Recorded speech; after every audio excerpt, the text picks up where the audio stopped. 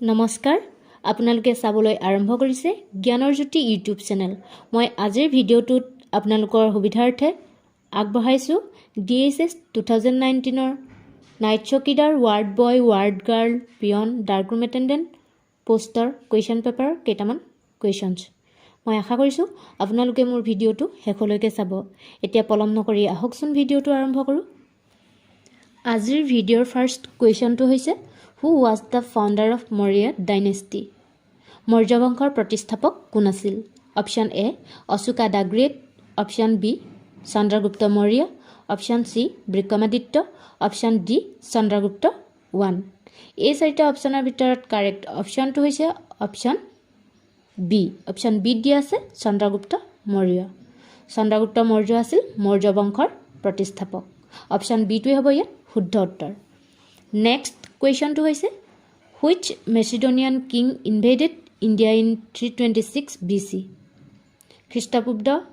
খ্ৰীষ্টপূৰ্ব 326 চনত কোন মেচিডনৰ ৰজাই ভাৰত আক্ৰমণ কৰিছিল option A Seleucus option B Megasthenes option C Amundsen option D Alexander the great এই চাৰিটা অপচনৰ ভিতৰত কাৰেক্ট অপচনটো হৈছে অপচন ডি অপচন ডি দিয়া আছে আলেকজাণ্ডাৰ দা গ্ৰেট খ্ৰীষ্টপূৰ্ব 326 চনত আলেকজাণ্ডাৰ দি গ্ৰেট মেচিডনৰ ৰজাই ভাৰত আক্ৰমণ কৰিছিল মেচিডনৰ ৰজা আলেকজাণ্ডাৰ দি গ্ৰেটে ভাৰত আক্ৰমণ কৰিছিল অপচন ডি টোৱে হ'ব ইয়াত শুদ্ধ উত্তৰ নেক্সট কুৱেশ্যনটো হৈছে who was the son of Humayun হুমায়ুনৰ পুত্ৰ কোন আছিল option A Akbar option B Jahangir option C Shahjahan option D Aurangzeb এই চাৰিটা অপচনৰ ভিতৰত কাৰেক্ট অপচনটো হৈছে অপচন এ অপচন এ দিয়া আছে আকবৰ হুমায়ুনৰ পুত্ৰ আছিল Akbar Akbar was the son of Humayun next কুৱেশ্যনটো হৈছে which religious leader of Bengal took part in the bhakti movement বংগদেশৰ কোনজন ধৰ্মগুৰুৱে ভক্তি আন্দোলনত ভাগ লৈছিল option A Kabir option B Ramanuja option C Chaitanya option D Jayadev এই চাৰিটা অপচনৰ ভিতৰত কাৰেক্ট অপচনটো হৈছে অপচন চি অপচন চি দিয়া আছে চৈতন্য বংগদেশৰ ধৰ্মগুৰু চৈতন্যই ভক্তি আন্দোলনত ভাগ লৈছিল অপচন চিটোৱে হ'ব ইয়াত শুদ্ধ উত্তৰ নেক্সট কুৱেশ্যনটো হৈছে হু ৰট ৰামচৰিত মানস ৰামচৰিত মানসখন কোনে ৰচনা কৰিছিল option A Kabir option B Tulsidas option C Ramdas option D Nanak এই চাৰিটা অপচনৰ ভিতৰত কাৰেক্ট অপচনটো হৈছে অপচন বি অপচন বি টোত দিয়া আছে তুলসীদাস ৰামচৰিত মানস ৰচনা কৰিছিল তুলসীদাসে অপচন বি টোৱে হ'ব ইয়াত শুদ্ধ উত্তৰ নেক্সট কুৱেশ্যনটো হৈছে the Quit India movement was launched in which year Bharat ত্যাগ আন্দোলন কোন চনত আৰম্ভ হৈছিল option A 1857 option B 1920 option C 1942 option D 1946 এই চাৰিটা অপচনৰ ভিতৰত কাৰেক্ট অপচনটো হৈছে অপচন চি অপচন চি দিয়া আছে 1942 ভাৰত ত্যাগ আন্দোলন আৰম্ভ হৈছিল 1942 চনত অপচন চিটোৱে হ'ব ইয়াত শুদ্ধ উত্তৰ নেক্সট কুৱেশ্যনটো হৈছে when was Pakistan created as a separate dominion Pakistan এখন বেলেগ ৰাষ্ট্ৰ হিচাপে কেতিয়া সৃষ্টি হৈছিল option A August 14 1947 option B August 15 1947 option C January 26 1950 option D August 16 1947 এই চাৰিটা অপচনৰ ভিতৰত কাৰেক্ট অপচনটো হৈছে অপচন এ অপচন এ দিয়া আছে আগষ্ট 14 1947 অপচন এটোৱে হ'ব ইয়াত শুদ্ধ উত্তৰ পাকিস্তান এখন বেলেগ ৰাষ্ট্ৰ হিচাপে সৃষ্টি হৈছিল 14 আগষ্ট 1947 চনত অপচন এটোৱে হ'ব ইয়াত শুদ্ধ উত্তৰ নেক্সট কুৱেশ্যনটো হৈছে in which city did the 1857 revolt start 1857 চনৰ বিদ্ৰোহ কোনখন চহৰৰ পৰা আৰম্ভ হয় option A Kolkata option B Lucknow option C Meerut option D Delhi এই চাৰিটা অপচনৰ ভিতৰত কাৰেক্ট অপচনটো হৈছে অপচন চি অপচন চি দিয়া আছে মিৰাট 1857 চনৰ বিদ্ৰোহ মিৰাট চহৰৰ পৰা আৰম্ভ হৈছিল। অপশ্যন চিটোৱে হ'ব ইয়াত শুদ্ধ উত্তৰ। নেক্সট কুৱেশ্যনটো হৈছে what is the largest planet in our solar system? আমাৰ সৌৰজগতৰ বৃহত্তম গ্ৰহ কোনটো? Option A Jupiter, option B Saturn, option C Uranus, option D Neptune. এই চাৰিটা অপশ্যনৰ ভিতৰত কাৰেক্ট অপশ্যনটো হৈছে অপশ্যন এ। অপশ্যন এ দি আছে জুপিটাৰ। আমাৰ সৌৰজগতৰ বৃহত্তম গ্ৰহ হৈছে জুপিটাৰ বা বৃহস্পতি। বৃহস্পতি গ্ৰহে আমাৰ সৌৰজগতৰ বৃহত্তম গ্ৰহ। অপশ্যন এটোৱে হ'ব ইয়াত শুদ্ধ উত্তৰ। নেক্সট কুৱেশ্যনটো হৈছে what is the longest river of the world? পৃথিৱীৰ ভিতৰত আটাইতকৈ দীঘল নদী কোনখন? Option A Amazon, option B Brahmaputra, option C Nile, option D Mississippi. এই চাৰিটা অপশ্যনৰ ভিতৰত কাৰেক্ট অপশ্যনটো হৈছে অপশ্যন চি। অপশ্যন চিত দি আছে নীল। পৃথিৱীৰ ভিতৰত আটাইতকৈ দীঘল নদীখন হৈছে নীল নদী। অপশ্যন চিটো হ'ব ইয়াত শুদ্ধ উত্তৰ। Nile is the longest river of the world. Next কুৱেশ্যনটো হৈছে Gobi desert is situated in which continent? Gobi মৰুভূমি কোনখন মহাদেশত অৱস্থিত?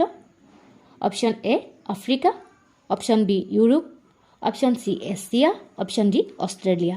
এই চাৰিটা অপশ্যনৰ ভিতৰত কাৰেক্ট অপশ্যনটো হৈছে অপশ্যন চি। অপশ্যন চিত দি আছে এছিয়া। গোবি মৰুভূমি এছিয়া মহাদেশত অৱস্থিত। Gobi desert is situated in Asia continent. Option চিটোৱে হ'ব ইয়াত শুদ্ধ উত্তৰ। নেক্সট কুৱেশ্যনটো হৈছে which among the following is the highest plateau in the world? তলত দিয়া কোনখন পৃথিৱীৰ ভিতৰত উচ্চতম মালভূমি? Option A Colorado plateau, option B Pamir plateau, option C Patagonia plateau, option D Potwar plateau. এই চাৰিটা অপশ্যনৰ ভিতৰত কাৰেক্ট অপশ্যনটো হৈছে অপশ্যন বি। অপশ্যন বিত দি আছে পামিৰ প্লেটু। পামিৰ মালভূমি হৈছে তলত দিয়া মালভূমিসমূহৰ ভিতৰত পৃথিৱীৰ ভিতৰত উচ্চতম মালভূমি। অপশ্যন বিটোৱে হ'ব ইয়াত শুদ্ধ উত্তৰ। নেক্সট কুৱেশ্যনটো হৈছে what is the capital of Japan? জাপানৰ ৰাজধানী কোনখন? Option A Seoul, option B Tokyo', option C পিয়ংয়াং, অপশ্যন ডি ছাইগন।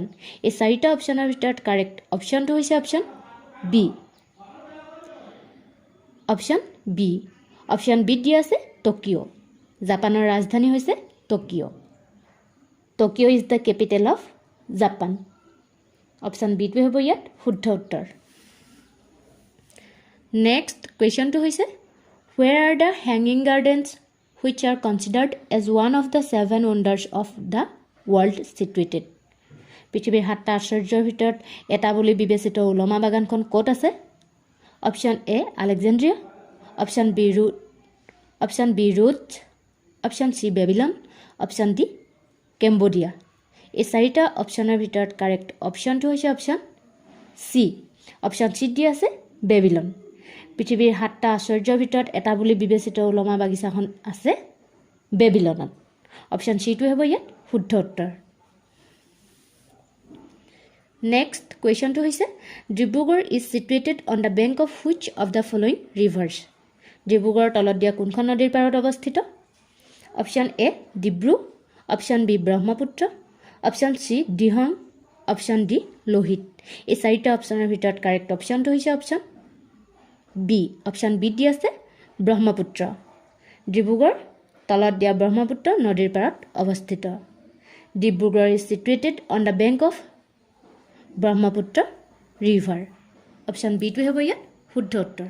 নেক্সট কুৱেশ্যনটো হৈছে which country is known as land of white elephant? Which country is known as land of white elephant? Land of white elephant নামেৰে কোনখন দেশ জনাজাত? Option A Indonesia, option B China, option C Mongolia, option D Thailand.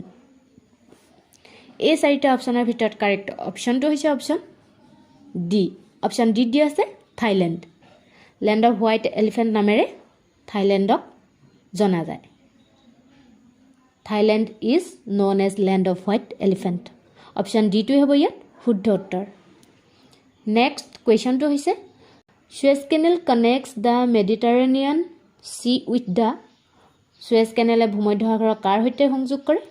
Option A red sea, option B black sea, option C Persian gulf, option D Caspian sea এই চাৰিটা অপশ্যনৰ ভিতৰত correct অপশ্যনটো হৈছে অপশ্যন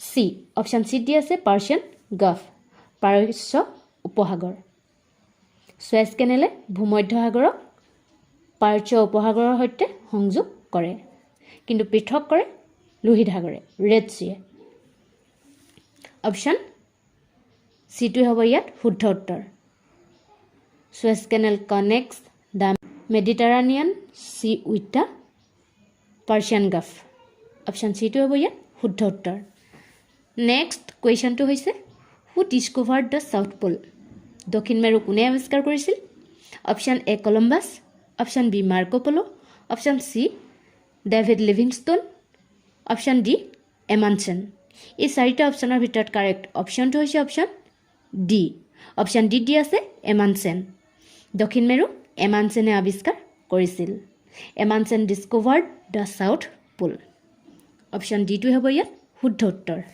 নেক্সট কুৱেশ্যনটো হৈছে Lakshadweep is located in which of the following seas Lakshadweep তলত দিয়া কোনখন সাগৰত অৱস্থিত option A Arabian sea option B bay of Bengal option C Caspian sea option D gulf of Mannar এই চাৰিটা অপশ্যনৰ ভিতৰত কাৰেক্ট অপশ্যনটো হৈছে অপশ্যন এ অপশ্যন এত দিয়া আছে আৰবিয়ান চি লাক্ষাদ্বীপ তলত দিয়া আৰব সাগৰত অৱস্থিত তলত দিয়া আৰব সাগৰত লাক্ষাদ্বীপ অৱস্থিত Lakshadweep is located in Arabian sea option এটোৱে হ'ব ইয়াত শুদ্ধ উত্তৰ নেক্সট কুৱেশ্যনটো অৰ্থাৎ আজিৰ ভিডিঅ'ৰ শেষৰ কুৱেশ্যনটো হৈছে which of the following is not a seaport of India which of the following is not a seaport of India তলত দিয়া কোনটো ভাৰতৰ এটা বন্দৰ নহয় option A Kandla option B Bhavnagar option C Paradip